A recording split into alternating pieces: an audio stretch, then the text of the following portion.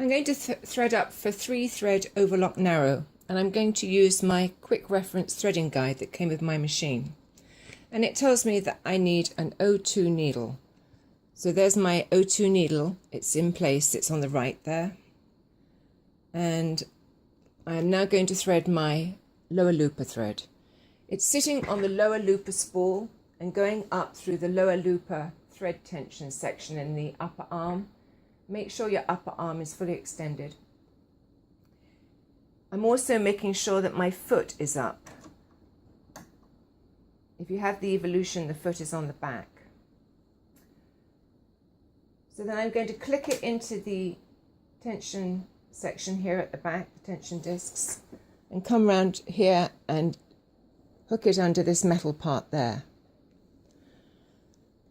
I'm going to turn my machine to threading, and you'll see nothing has happened until I turn the flywheel, and then my tubes will connect. I'm going to take the end of my thread and put it in the lower looper hole, which is the middle one, and then press my push to thread. And I'm going to look for my thread to come out of the lower looper just here. This is the lower looper, this looper there. So now I'm going to thread the upper looper with red thread, and again going up through the upper looper thread tension section down into the back of the machine. Make sure your thread clicks in there under the metal clip, and again it's going to go into the automatic thread tension section. Did I say tension? I meant threading tubes. And there it is, it's come out through the upper looper. That's the upper looper. And I'm going to put it underneath the foot there. The lower looper I'm just going to leave dangling.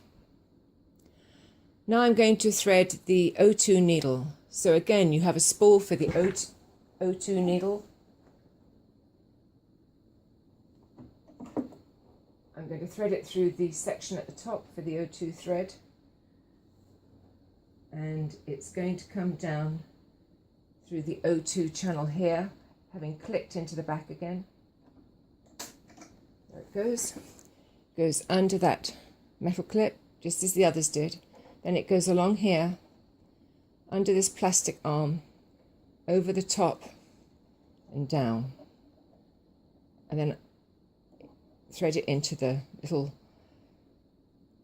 arm there for the thread, and then you're going to thread up the needle. I'm having to do this from quite a long way away because I'm around the got the camera between me and the machine. You also have a threader that you can use, but I like the challenge of not working with one.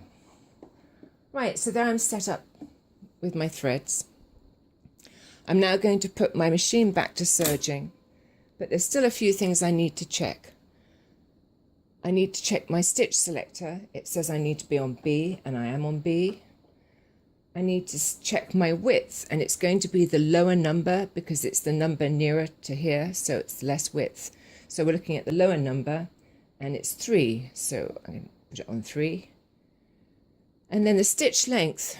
We don't want these outline numbers. They refer to the rolled edges, and we're not doing rolled edges.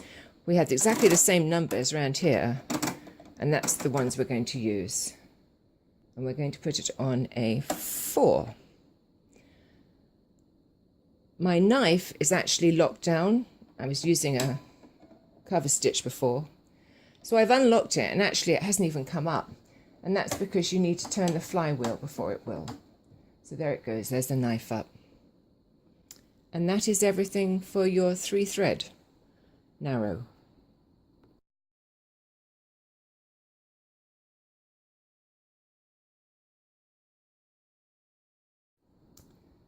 I just set my machine up for a 3-thread overlock narrow, and now I'm going to make it into a 4-thread overlock. And again, I'm going to refer to my chart. First thing I need to do is to put another needle in. I need a needle in the O1 position.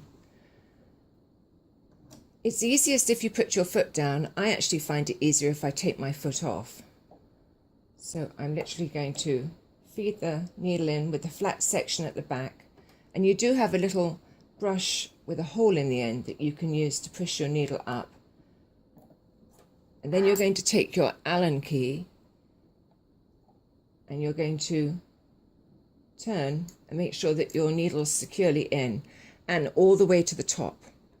Otherwise you'll have problems. Right, I'm going to pop my foot back on. To do that, I'm just going to lift my foot to the highest level, push it down and press the little metal piece at the back of the foot, and my foot's clicked on. Now before I thread from my needle thread in, put my needle thread in, I'm going to lift my foot. Always thread with your foot up. So I have my 01 needle sitting on the overlock needle 1 spool. It goes up through the upper tension arm at 01, clicks into the back of the machine. Again, it comes down and goes under this metal clip here. Goes along the same path as my 02 needle. And then it's just a question of threading it. And I should have clipped the end off before I started.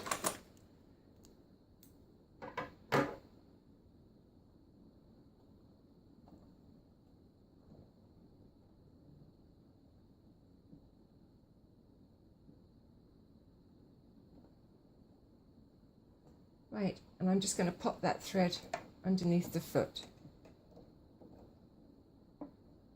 You can use your tweezers to do that. It's a lot easier than using big fingers. Right, do I have any more adjustments to make? I'm going from a 3-thread overlock to a 4-thread narrow. Yes, I need to change my stitch selector to an A. I have my knife up. My stitch length, I could make it a little bigger. I'm going to leave it on a 3 there. And my stitch width, it says here my stitch width is 6.5, and that's because it's that needle, the 01 needle. It's further away from the edge, so it's going to be the bigger number. So I might increase my size here to a 6.5. And otherwise everything else is good and ready to sew 4-thread overlock.